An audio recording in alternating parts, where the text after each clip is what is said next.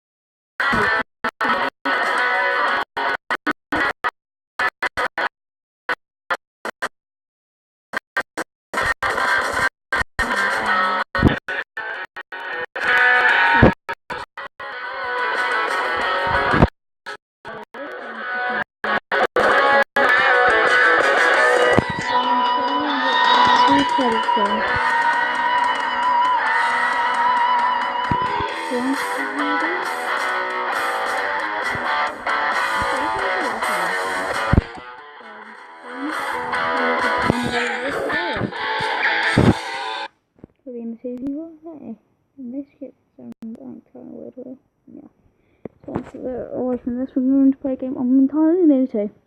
I played Baby.io one. Second one, so load. Oh my god.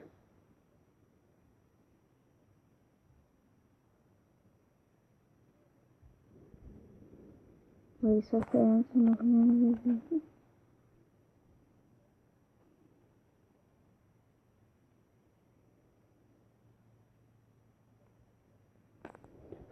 I have to do it, just start playing this game.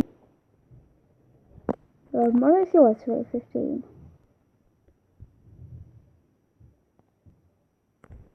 Load.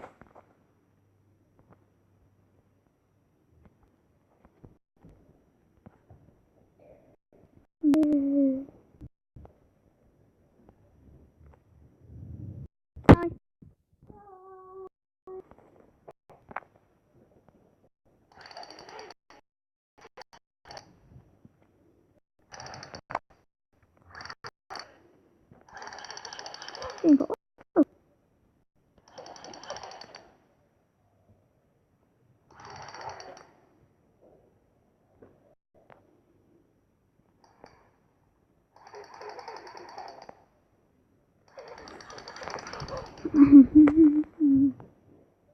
Oh yeah, I'm actually crowning champion. I'm actually the crown champion.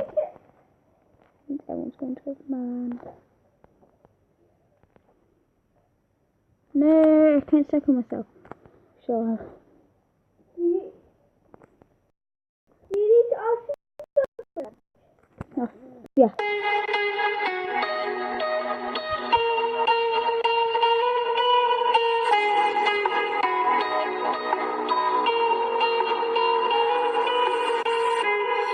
ocean, hit a wall. Right now, I need a miracle. Hurry up now, I need a miracle. Stranded, reaching out. I call your name.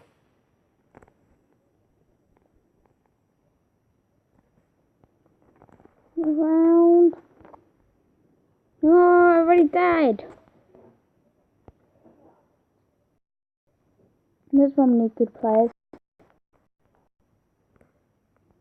It's and I just know how this actually works.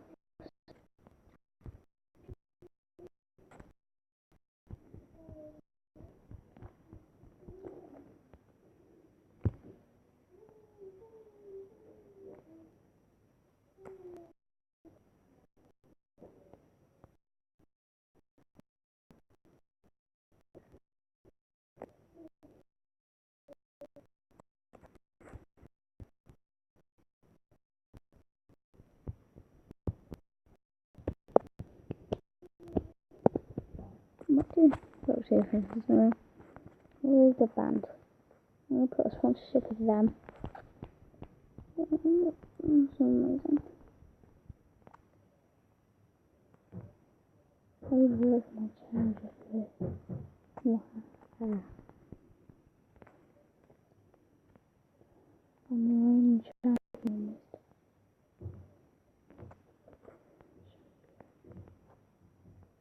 No, I got overtaken.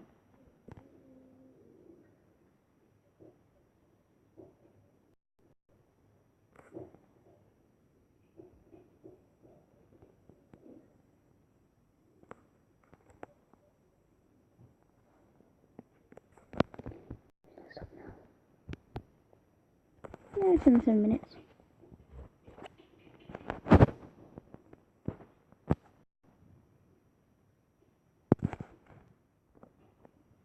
What am I doing? I'm confused now.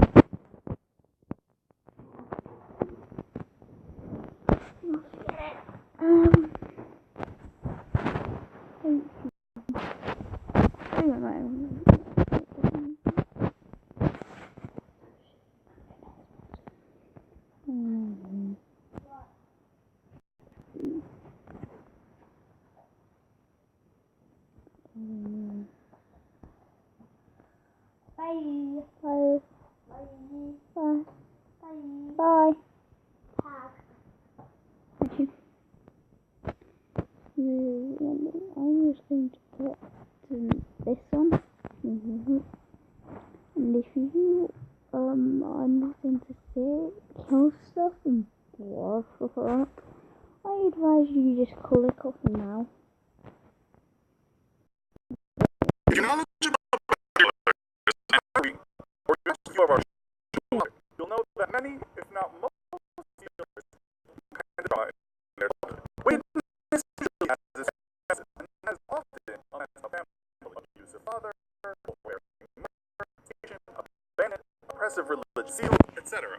But it's not always the case, and we might ask if evil is sometimes more nature than nurture. It might also be likely that the children of violent parents will learn to resist such violence. The kids of cruel parents might end up being angels, but it's likely they'll bear some scars. Today we'll look into the kids of actual murderers and see how they grew up. In this episode of the infographic show, 7 children of serial killers. Number 7, the daughter of Ted Bundy.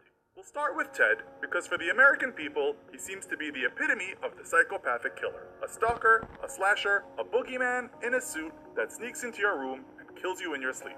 He was also known to be a necrophiliac, so it's hard to top Ted in terms of evil. He did have a child, and her name was Rose. Was she the flower for the thorn of her father? She was born in October 1981 and is now 36 years old. Ted's ex-wife, named Carol Ann Boone, gave birth to Rose while he was in prison. Carol never said much to the press over the years about Rose, but on one occasion said that she was kind and intelligent. It's rumored that Rose changed her last name and possibly has had 2 kids of her own who might well be watching this show today. They might also not know who their notorious grandfather was. There are some people on Quora who seem to think they know something about Rose, stating that she's a good Christian. Another person wrote she is currently living a happy life in anonymity. She changed her name and she and her mother are still alive and happy. We don't know if that's true, but it seems Rose Bundy certainly hasn't been making any headlines. Number 6, the son of Yuri Chikatilo. Now let's look at the person often called Russia's worst serial killer. While the Rostov Ripper was busy killing and mutilating 52 women and children,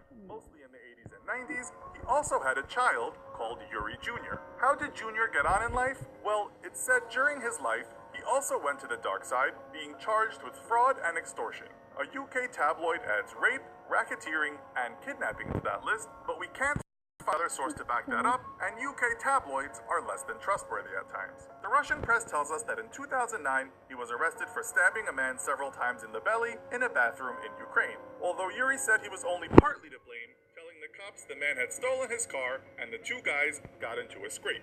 Number 5, the daughter of Keith Jesperson. We know more about this killer's daughter because she has talked openly about her father, Keith, killed at least 8 women in the USA in 1995. The truck driver became known as the Happy Face Killer, as his trademark was to leave a painted happy face near victims or on letters he sent to the media. His daughter, Melissa Moore, told Oprah Winfrey that she had seen glimpses of her father's cruelty during her childhood. "I could hear the cat screaming," she said tearfully, telling Oprah how her sadistic father had put a cat in a barrel, doused it in gasoline, and set it on fire. It took her a while to come to terms with what her dad did, saying, "I couldn't see the heinous actions that he committed. I couldn't wrap my head around it. It was just too big for me." She wrote a book about her life and even hosted a TV show called Monster in My Family. Number 4, the son of Gary Ridgway. Known as the Green River Killer, this man was convicted of killing 49 people in the 80s and 90s in Washington state, and so is one of America's most prolific serial killers. His son Matthew has talked openly about his father, who he said was just a normal dad, a soccer dad in fact, turning up to support him during his games. Even when I was in 4th grade, when I was with soccer, he'd always, be there for me. I don't think I ever remember him not being there. Matthew, then 29, told investigators in 2001, they would hang out during the weekends and eat donuts, ride bicycles, all the while the doting father was killing women. He once even picked a woman up with his son in the car. The 2 went off, but the woman didn't return. He told Matthew she had decided to walk. On another occasion, he had intercourse with the dead body of one of his victims while Matthew was sleeping nearby. He said his dad never even cursed or ever yelled at him. Talk about family secrets. Number 3, the son of Joseph Callinger. Michael Callinger was one of at least 7 sons of Joseph, a schizophrenic serial killer who had been horribly abused as a child himself. It's said Joseph killed one of his own sons, Joseph Jr., over a life insurance policy. Young Michael, though, would see the horror of his dad's ire firsthand. In 1973, he took Michael across 3 U.S. states on a rape and murder spree, getting into people's homes by pretending he was a salesman and bringing along his innocent-looking son. Once inside, the victims were often tied up and brutally murdered. But it seems Michael had a hand in these crimes, according to eyewitness testimony, although it was said he was under his father's control. He was still put on probation until he reached 25 years old. One source says he then changed his name and was never seen again. Joseph died of a seizure in prison in 1996. Number 2, the daughter of Dennis Rader. Mr. Rader, aka the BTK Killer, murdered at least 10 people from 1974 to 1991 in Kansas, USA. He was called BTK because of his signature, bind, torture, kill. This former Cub Scout leader had 2 children, one of whom has been outspoken about her father